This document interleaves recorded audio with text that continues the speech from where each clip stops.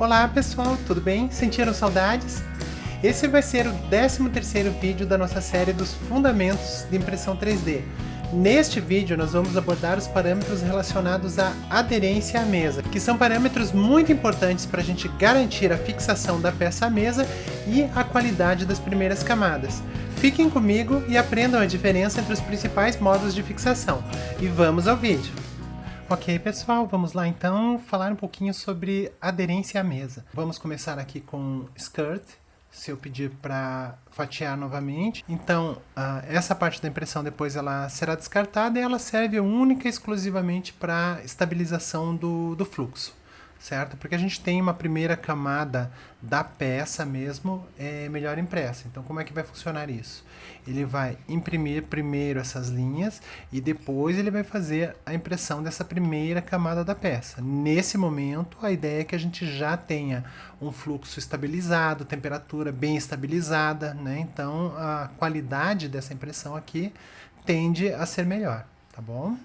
Eu deixei aqui na configuração padrão só para a gente poder entender um pouquinho melhor. Então nós temos 3 linhas de skirt configuradas.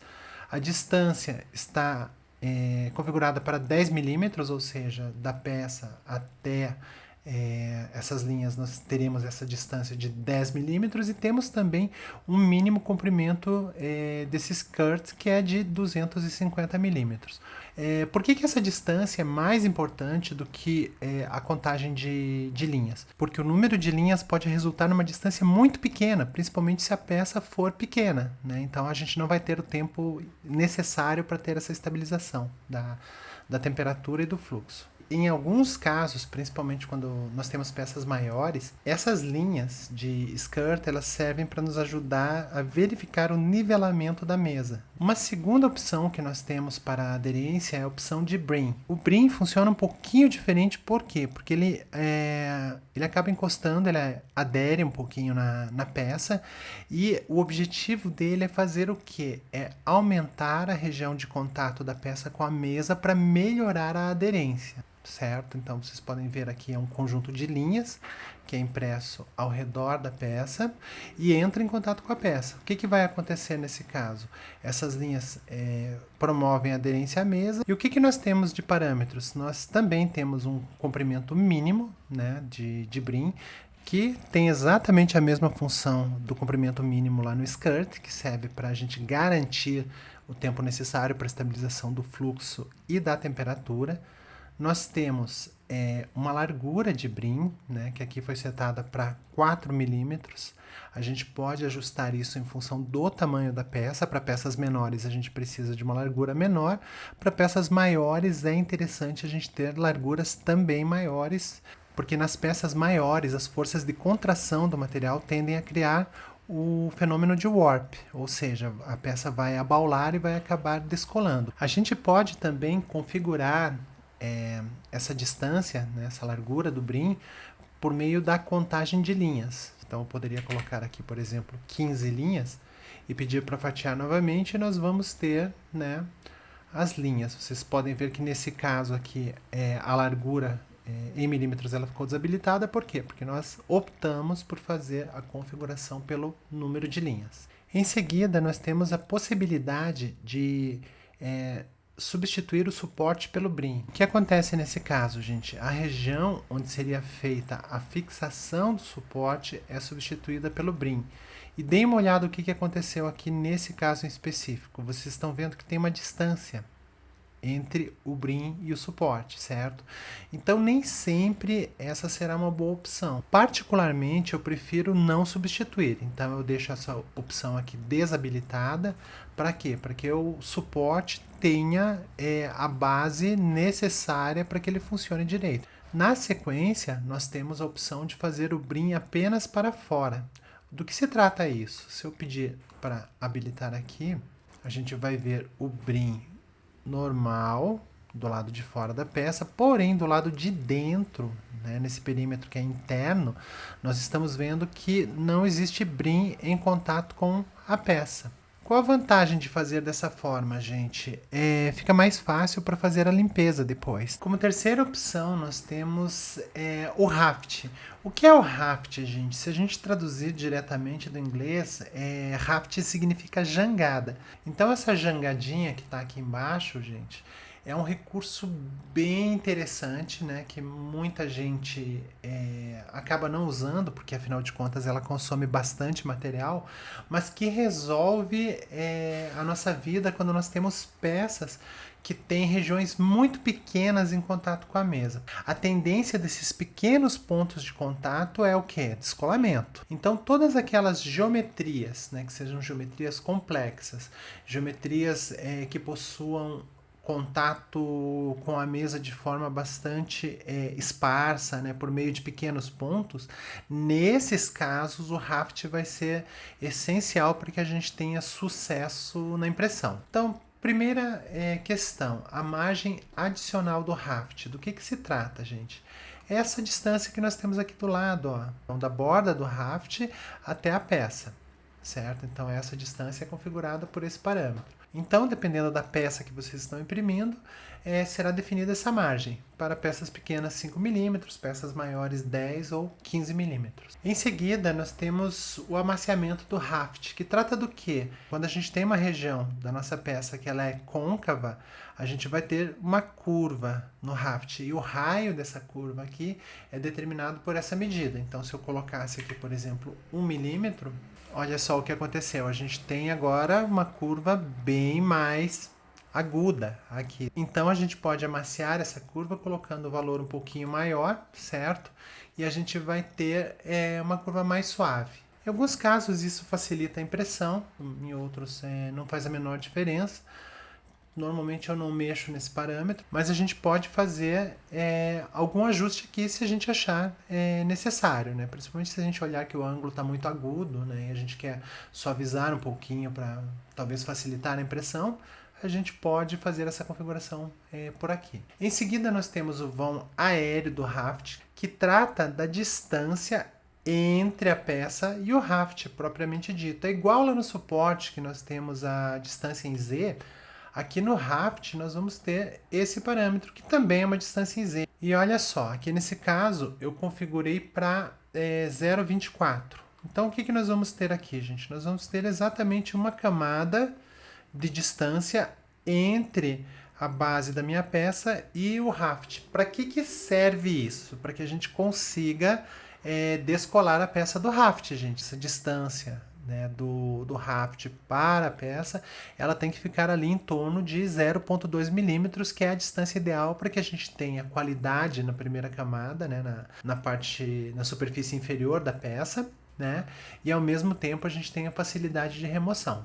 Uma configuração interessante que nós temos aqui no caso do raft é a sobreposição em Z das camadas iniciais. Imagine o seguinte, a gente terminou de imprimir o raft e nós estamos imprimindo essa primeira camada da peça. Essa camada em específico, ela se distancia do raft em 0,24 milímetros. Na hora que a gente está liberando o filamento aqui, né, que nós temos o fluxo e essa camada está sendo impressa, ela vai descer em direção ao raft, não tem jeito. Então tem uma distância que vai ser percorrida dessa camada, ela não vai ficar flutuando no ar a 0,24 de distância do raft. Não, a gravidade vai puxar e ela vai acabar assentando no raft. Essa distância então do vão aéreo, ela serve para quê? Para que haja tempo do material refrigerar, para que não haja uma pressão dessa camada sobre o raft, fazendo com que haja fusão. Então é esse o objetivo do vão aéreo. Como essa camada ela desceu, quando nós formos imprimir a próxima camada, que vai ser a camada aqui de número 7, o que vai acontecer? Essa camada, a distância em Z dela está programada, né, para quê? Para 0,24, né, acima do início da camada inferior. Porém, a camada inferior ela se deslocou, né, em direção a quê? Em direção ao raft. Nós podemos compensar esse movimento fazendo o quê? A sobreposição em Z das camadas iniciais. Então aqui é dado um valor, né? Eu ajustei o valor para 0,12 e quando essa segunda camada for impressa, ela vai ser impressa 0,12 milímetros abaixo. Para quê? Para que ela entre em contato com a primeira camada que foi impressa sobre o raft. Nós podemos configurar também o número de camadas superiores do raft. Se a gente vem aqui embaixo, na formação da jangada, nós vamos ter a primeira camada, a segunda camada, e na sequência nós vamos ter o fechamento. Esse fechamento aqui, no caso, foi feito com 2 camadas superiores. A gente pode ajustar para mais camadas superiores, mas normalmente 2 é mais do que suficiente para a gente ter uma superfície lisinha, né, que vai dar conta da impressão da nossa peça. Nós podemos controlar a espessura dessas camadas superiores, tá? Eu coloquei aqui 0,24 porque é a altura de camada que eu estou usando para esse perfil, mas como o raft é uma estrutura separada da peça, a gente pode colocar qualquer valor que a gente queira aqui, desde que respeite, né, lógico, o diâmetro do bico. Na sequência, nós temos configurações específicas para a largura e espaçamento dos filetes superiores, dessa camada superior, tá? A largura eu deixei em 0,4, porque é a largura do bico que eu estou utilizando, o espaçamento também. Esse espaçamento, ele pode ser aumentado. Qual a vantagem disso? Às vezes a gente quer economizar um pouquinho de filamento, então eu poderia configurar um espaçamento superior aqui para 0,6 e a gente vai perceber o quê? Que os filetes eles ficaram mais separadinhos.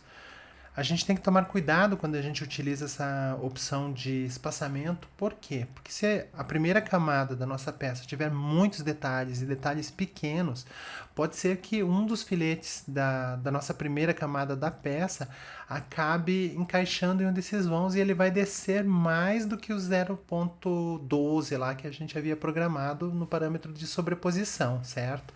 Então a gente pode ter aí alguma perda de qualidade nessa primeira camada.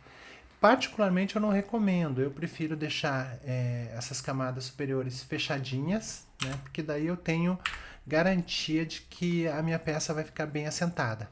Nós podemos configurar ainda a espessura do meio do raft, a espessura da camada intermediária. Então nós temos a primeira camada do raft, aqui embaixo, a camada intermediária, e aí nós configuramos 2 camadas superiores. Eu deixei configurada em 0,24, mas eu poderia colocar uma distância menor, por exemplo, 0,12 milímetros, certo? E aí o que a gente vai perceber? Que ela ficou bem fininha agora. Qual a vantagem de fazer isso, gente? Também economia de material. A gente pode configurar essas distâncias, na verdade. Então, olha só, nós temos aqui a largura, né, dessa linha do meio do raft. Vocês podem ver que ela é uma largura bem mais grossa do que a largura das camadas superiores. O que está acontecendo aqui? Como a gente não precisa de precisão, né, nem nessa primeira, nem nessa camada intermediária do raft, o que nós podemos fazer? Colocar uma largura grande, né? Então, nesse caso aqui, a gente está usando uma largura de 0,8 milímetros para essa camada intermediária e um espaçamento também grande, né? No caso, esse espaçamento está configurado para 1 milímetro. Por que isso, gente? Porque, primeiro, eu quero que seja impresso de uma forma mais rápida, né? Eu não preciso perder tempo imprimindo essa jangada, né? E segundo, porque com maior deposição de material, eu tenho uma estrutura de base também, embora espaçada, mais sólida, certo? Então, a gente vai ter uma estrutura aqui que vai ser excelente para receber as 2 camadas superiores que vão efetivamente apoiar a minha peça. Temos as mesmas configurações para a primeira camada, certo? Então, se a gente descer aqui, a gente vai ver que a espessura da base do raft foi configurada para 0,24, então a altura de camada, né, que é a mesma do perfil, mas eu poderia deixar mais fina ou mais grossa em função das minhas configurações ali do nivelamento da mesa. Isso é uma escolha pessoal, eu vou fazer da forma que me dê a melhor aderência possível à mesa, certo? E também as configurações da largura de linha, que no caso aqui está configurada para 0,8 milímetros, e do espaçamento dos filetes, que aqui na primeira camada está configurado para 1,6 milímetros, né? Maior ainda do que o espaçamento da camada intermediária. Então, gente, velocidade, aceleração e jerk recebem as mesmas configurações que eu já comentei lá no vídeo sobre percurso, Tá? Ele traz aqui para a gente já umas configurações padrão de velocidade, 25 milímetros por segundo, 18 milímetros por segundo. Vocês percebem que ele está variando a velocidade em função da camada que está sendo impressa. A base e a camada do meio são impressas mais lentamente e as camadas de topo são impressas mais rapidamente. Posso acelerar um pouquinho isso daqui? Posso, mas assim, não sei se compensa, porque não vai ter um ganho em tempo que justifique esse aumento, tá? Então eu não mexeria nesses parâmetros aqui de velocidade. Aceleração. A gente tem aqui 800 milímetros por segundo. Posso aumentar a aceleração para ganhar um pouquinho de tempo? Poder pode, mas é a mesma coisa que eu falei, né? A gente não vai ter um ganho absurdo em termos de tempo. Então, realmente não é algo com que a gente tenha que se preocupar, a menos que a gente queira fazer um ajuste extremamente fino, né, do nosso perfil. E por último, né, o jerk, né? Também já comentei com vocês no outro vídeo, né, que essa daqui é a variação instantânea da velocidade, né? O ponto onde a gente pode frear instantaneamente, ou a velocidade a partir da qual a gente inicia, né? O que acontece? Posso aumentar? Posso, mas aí eu vou ter mais soco na impressão, né? E assim, também não vou ter um ganho de tempo que seja tão absurdo, né? Então, mais uma vez, né, não sei se vale a pena a gente ficar perdendo tempo fazendo um ajuste ultra fino disso. Mas se vocês quiserem aumentar, pode aumentar também, não tem problema nenhum. E por último, para finalizar, a questão da velocidade de ventoinha. Vocês estão vendo aqui que está em 0%. Por que está em 0%, gente? Porque o raft é uma estrutura que deve ser sólida, né? Então, quando eu for descolar o meu raft da peça, ele deve ser uma estrutura sólida que saia inteira. Ele não pode ficar quebrando, não pode ficar uma parte colada na peça, outra desgrudar, né? Então, o que eu faço? Eu deixo a ventoinha desligada para que eu garanta a maior aderência possível entre todas as linhas do raft. O que não tem nada a ver com a velocidade de ventoinha lá da impressão da peça, tá? Deixando bem claro isso, tá bom? Lá é uma outra configuração. Ok, pessoal, e assim fechamos a aba de aderência à mesa.